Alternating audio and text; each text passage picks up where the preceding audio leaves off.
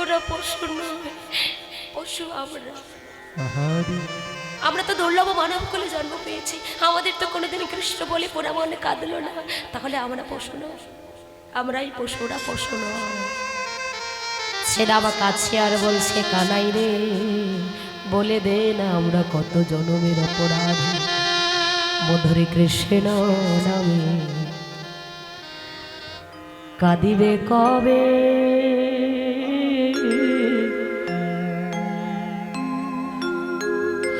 আমার পোড়া বলে দে কানাই, কবি কাঁদবে পোড়া মনে কৃষ্ণ বলে?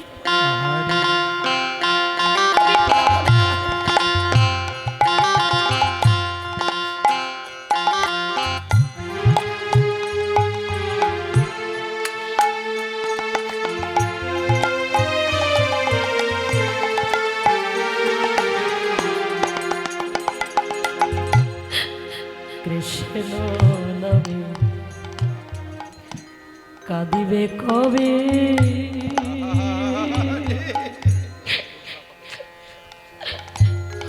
আমার পোড়াম মধুর কৃষ্ণ নামে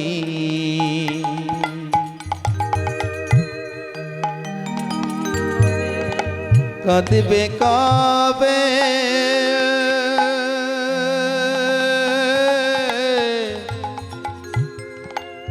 আমার পোড়াম আমি কবে যাব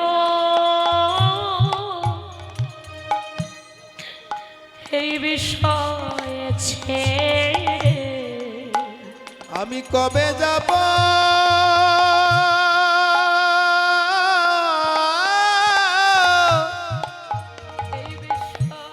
এই বিষয় সে রে? মধুরী বৃন্দাব কৃষ্ণ নামে কাঁদিবে কবে?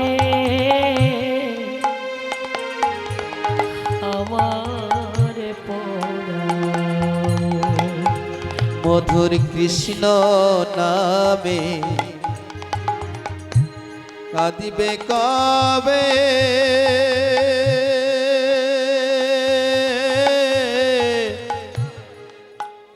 আমার পোড়াম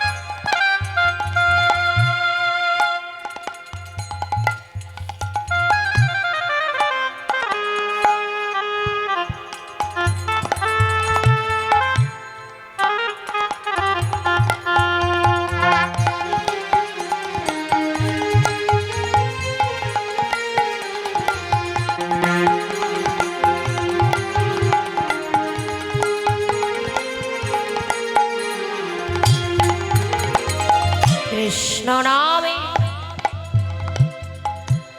মামা বলি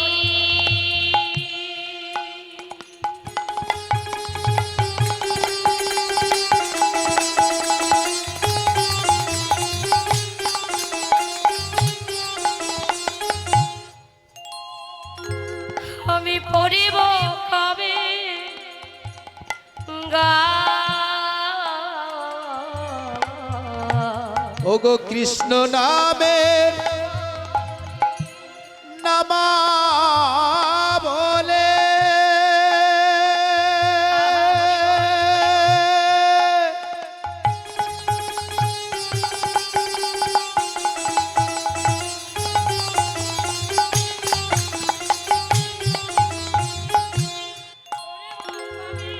পড়ব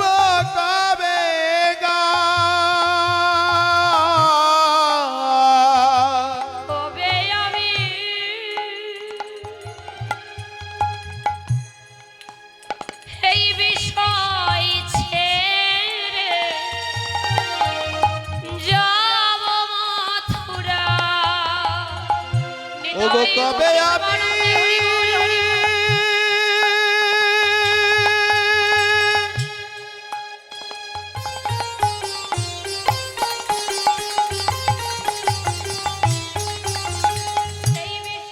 এই বিষয় ছেড়ে যাব মথুরা কৃষ্ণ আমার জীবন মরণ। কৃষ্ণ আমার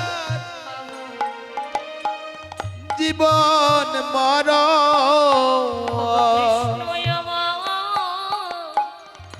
জীবনে মরণ আমি কবে পাব দর্শন। কৃষ্ণ নামে কাঁদিবে কবে আমার পরম কৃষ্ণ নামে কাঁদিবে কবে আমার পরম এই জগতে কত পাষাণ আছে, ওই পাষাণের কৃষ্ণ নামে পাষাণ হৃদয় গলে গেল। কিন্তু জগতে আমি এমনই পাষাণ, কোনদিনই কৃষ্ণ বলে আমারে পরামনে গলিল না। কত জনমের অপরাধী আমি। এই যে শ্রীরাম, এই শ্রীরামটা কে গো? শ্রীরামটা কে? এর কথা জানতে হলে পূর্বজন্মের কথা জানতে হয়, তাই না? শ্রীরামের পূর্বের জন্মের কথা জানতে হয়। ওমা, আমাদের রঘুপতি রামচন্দ্র 14 বছরের জন্য যখন বনবাসে গেলে, বলুন তো তখন ভাই ভরত কোথায় ছিল? মামার বাড়িতে ছিল। মামার বাড়ি থেকে ফিরে এসে কৈকেয়ীর দাসী মন্থরাকে এক বাক্যে ডেকে বলেছিল, মন্থরা আমার জ্যেষ্ঠ ভ্রাতা কোথায়? কৈকেয়ীর দাসী মন্থরা এক বাক্যে বলেছিল, পিতৃশর্ত পালনার্থে মা কৈকেয়ীর কথা রাখতে রাম 14 বছরের জন্য বনবাস। আর এই কথাটা শুনে ভাই ভরত 3টি মাকে সঙ্গে করে চিত্রকূট পর্বতে গেলেন। কেননা সেই সময় রামচন্দ্র চিত্রকূট পর্বতে ছিলেন বাবা। সেই চিত্রকূট পর্বতে যখন গেলেন, রামচন্দ্র দেখে বলছে, ভাই তুই এখানে এলি কেন? তুই কি খবর পাসনি আমি 14 বছরের জন্য বনবাস গেছি? দাদা খবর পেয়েছি, তাহলে তুই এলি কেন? দাদা এসেছি 2টি প্রশ্নের উত্তর জানতে। প্রশ্ন? হ্যাঁ দাদা। সেই আবার কি? ও দাদা, আমার মা যে 2টি বর চেয়েছিল, একটি বরে ভরত রাজা হবে আর একটি বরে রাম 14 বছরের জন্য বনবাস হবে। এই 2টি বরের মধ্যে আমার মা প্রথম কোন বরটি চেয়েছিল? রামচন্দ্র বললেন, ভাই এই 2টি বরের মধ্যে প্রথম বর চেয়েছিল ভরত যেন রাজা হয়, আর দ্বিতীয় বর চেয়েছিল রাম যেন 14 বছরের জন্য বনবাসে যায়। বাহ দাদা, কথাটি শুনে খুব খুশি হলাম। কিন্তু দাদা, তাই যদি হবে ভরত যেন রাজা হয় প্রথম বরের কথা, আর দ্বিতীয় বরের কথা রাম যেন 14 বছরের জন্য বনবাসে যায়, তাই যদি হয় আমি মামার বাড়ি থেকে ফিরলাম না, রাজত্ব পেলাম না, রাজ সিংহাসন পেলাম না, তুমি পালিয়ে কেন বনবাসে এলে? কারণ যে দেশের রাজা তার কথাই শেষ কথা। আমি রাজত্ব পেলাম না, সিংহাসন পেলাম না, তুমি পালিয়ে কেন বনবাসে এলে? রামচন্দ্র বলছে, ভাই আমি পালিয়ে আসিনি, জানিস আসবার বেলা কত যোগী মুনি ঋষি আমার জন্য কতই না কেঁদেছিল। তুই কি জানিস না ভাই, নিচু জাতির মেয়ে, সবরী চন্ডালের মেয়ে ছোটবেলা থেকে ভালোবেসে আমাকে, ছোটবেলা থেকে আমার ভজন করে আমাকে ভালোবেসে বৃদ্ধ হয়ে গেল, মাথার চুল পড়ে গেল, দাঁত পেলে গেল, এখন পর্যন্ত তাকে কৃপা করতে পারলাম না। ভাইরে তুই কি জানিস না, আমি যদি এই বনবাসে না আসতাম, সবরী নিচু জাতের মেয়ে, চন্ডাল ঘরের মেয়ে কোনোদিন উদ্ধার হতো না। আমি যদি বনবাসে না আসতাম, অহল্যা মা কোনোদিন পাষাণী থেকে মানবী হতো না। আমি যদি বনবাসে না আসতাম, সীতা দেবী কোনোদিন চুরি হতো না। কোনোদিন ওই রাবণ রাজা সীতাকে চুরি করতে পারতো না। সীতাকে চুরি করতে না পারলে ওই রাবণের বংশ কোনোদিন উদ্ধার হতো না। তুই কি জানিস না? ভরত বলেছিল, ভাই ও দাদা, তাহলে তুমি স্বীকার করছো পিতৃসত্য পালনার্থে মা কৈকেয়ীর কথা রাখতে তুমি বনবাসে নও, তুমি তোমার নিজের স্বার্থের জন্য বনবাসে এসেছো। ভগবান হয়ে মাথাটা নিচু করে দাঁড়িয়ে আছে। কিছুক্ষণ পর বলছে, ভাই রে, এই জগতের মানুষ যা জানে তা হলো মিথ্যা। আজ আমি তোর কাছে যা বলছি তাই হলো সত্যি। ভাই রে, তোর কাছে যা বলছি তাই হলো সত্যি। এখন কি তুই যাবি না? দাদা, আমি তো থাকবার জন্য আসিনি, আমি চলে যাব। তাহলে বিলম্ব করছিস কেন? দাদা, চলে যাব, বিলম্ব করব না, কিন্তু যাবার বেলা তবু চরণে আমার এই নিবেদন। কি চাও দাদা? আমি অন্য কিছু চাই না, যাবার বেলা ওই চরণে আমার একটি নিবেদন। আমি তো এখনো চলে যাব দাদা, কিন্তু যাবার বেলা তব চরণে নিবেদন করছি। যদি দিতেই হয় অন্য কিছু আমি চাই না, তোমার ওই চরণের খর। ও দাদা, তুমি আমায় দিও,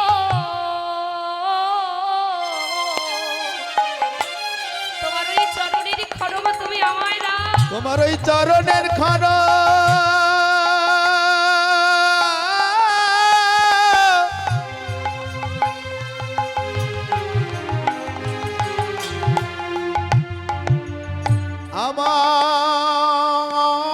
আমায় দিও। আমি আর তো কিছু দাদা আমি চাই না গো,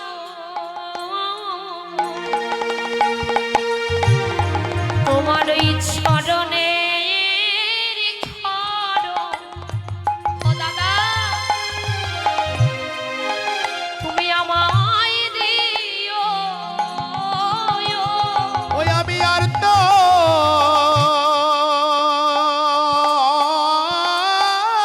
কিছু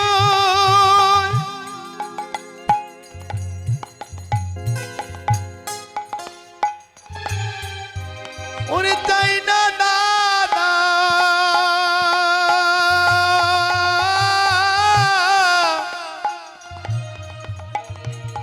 তোমার ওই চরণের খর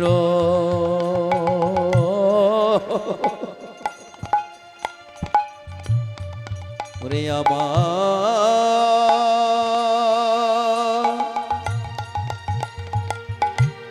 ওরে আমায় দিও। দাদা, তব চরণে আমার এই নিবেদন, দিতেই হলে চরণের খরম তুমি আমায় দিও। আমি আর এই কোনো কিছু চাই না। রামচন্দ্র বলছে, ভাই অন্য কিছু চেয়ে নে, এই চরণের খরম তুই কি করবি? ও দাদা, আমি অন্য কিছু চাইবার আসি না, চরণের খরম তুমি আমায় দাও। তোমার এই চরণের খরম আমি কি করিব জানো দাদা? তোমার এই চরণের খরম আমি রাখব তোমার ওই রাজ সিংহাসনের উপরে। ও দাদা, আর আমি বসবো ধুলার উপরে। প্রতিদিন ওই খরমের উপর গঙ্গা জল আর তুলসী দেব দাদা গো। কিন্তু একটাই নিবেদন, 14 বছরে যেদিন হয়ে যাবে, 14 বছরের পরে যেন একই বেলা আর কোনোদিন বয়ে না যায়। 14 বছরের পরে একটি বেলা যদি বয়ে যায়, তুমি গিয়ে দেখবে তোমার ভাই ভরতের মরা দেহ পড়ে আছে। রামচন্দ্র ভরতের ভক্তি দেখে বুকে জড়িয়ে ধরে বলছে, ভাই তোর এত প্রেম, এত ভক্তি, এটা জানা ছিল না। আমরা বলি রামের ভাই লক্ষ্মণ, কিন্তু লক্ষ্মণের চেয়ে ভরত আরো বেশি ভক্ত ছিল বাবা। বুকে জড়িয়ে ধরে বলছে, ভাই কথা দিলাম তোর ভক্তিতে আজ আমি পরাভূত হয়েছি, আজ আমি কথা দিলাম ভাই রে, এ জগতে আমরা দুজনে হয়েছি ভাই ভাই, এ জন্মে আমরা দুজনে হয়েছি ভাই ভাই, কিন্তু আগত জন্মে দুজনে আর ভাই ভাই হব না। আগত জন্মে যেদিন আমি বৃন্দাবনে কৃষ্ণচন্দ্র হব, সেদিন তুই আমার হবি প্রাণীর সখা, তোর নাম হবে শ্রীরাম সখা। নিতাই গৌর প্রেমানন্দে হরি হরি বল।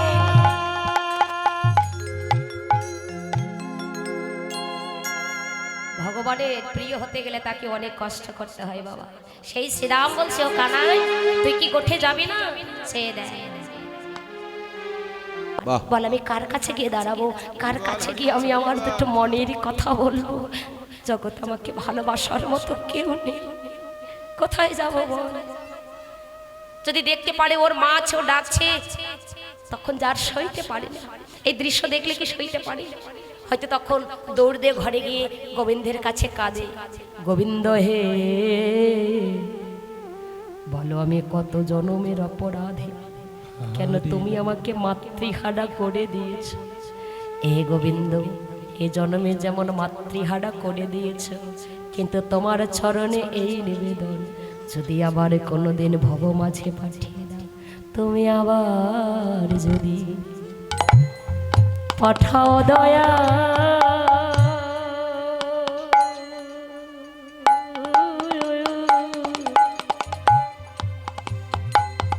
দয়ালি ভবস সারে রে হে।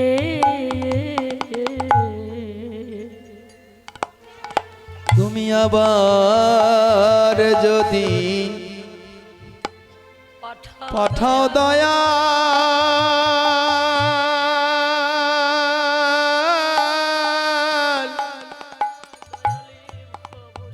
দয়া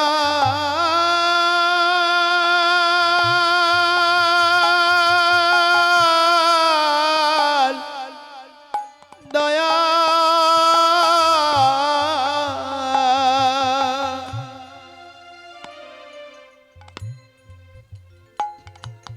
ওরে এ ভব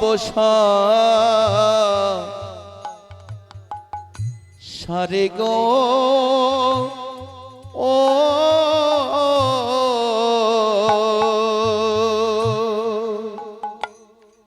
এমন কৃষ্ণ ভক্ত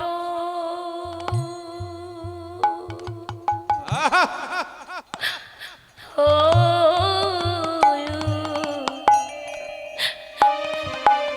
মায়ের গর্ভে রে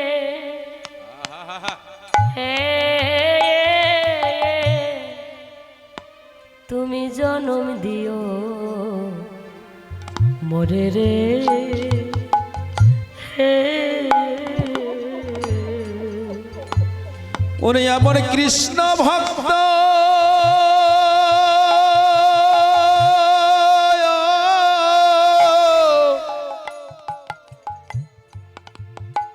ওরে মায়ের গর্ভে রে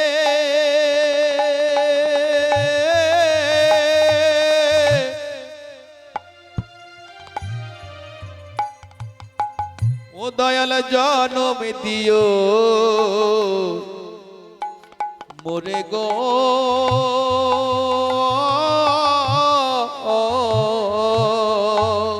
জগতে মায়ের মতো বান্ধ আরে আরে কেউ হয় না রে, এই জগতে মায়ের মতো বান্ধ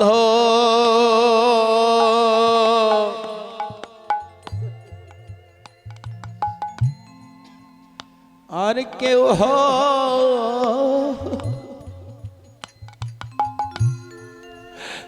না গো। জগতে যার হারিয়েছে মা হায়া, হে ব্যথাকে বলে তারাই বোঝে, জগতে মায়ের মতো বন্ধ আরে কেউ হয় না রে। ও যার হারাই আছে মা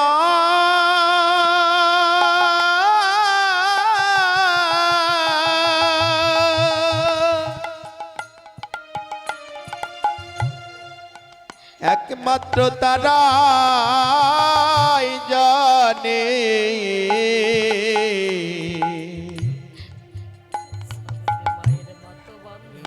জগতে মায়ের মতো বান্ধ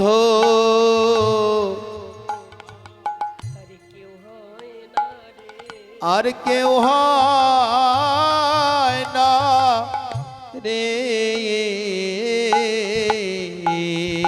হারিয়েছে মা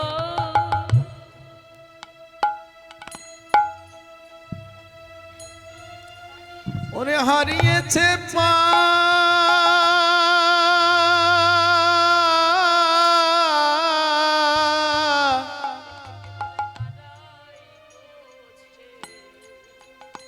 একমাত্র তারাই বোঝে। কানাই বলছে ও শ্রীরাম আমার মাকে যদি না বলে যাই আমার এই বিরহে জগতে আমার মা মায়ের মরে মতো যাবে। বান্ধ আমার বিরহে যদি আমার মা মরে যায় বল আমি কাকে মা বলে ডাকবো? শ্রীরাম বলছে কানাই আর তোর কেউ কি একার মা আছে? হয় না আমাদের কি মা নেই? রে। কানাই বলল শ্রীরাম রে তোদের ঘরে যেমন মা আছে তেমনি আমারও মা আছে, কিন্তু একটু তফাৎ।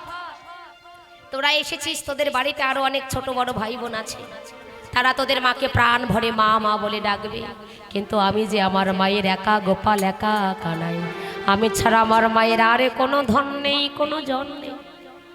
বলে আমার মাকে না বলে কি করে গোঠে চলে যাব? অনেক বিলম্ব হয়ে গেল। বলরাম ছুটে এসে বলছে শ্রীরাম গোঠে যাবে না, এত কেন বিলম্ব? বলছে দেখ না দাদা। কানাই বলছে মা যদি বিদায় দেয় তবে যাবে, মা বিদায় না দিলে যাবে না। বলছে বেশ, মা বিদায় দিলে যাবে তো। এই বলে তারা সবাই মিলে মায়ের কাছে চলে গেল। গেল সবে যশ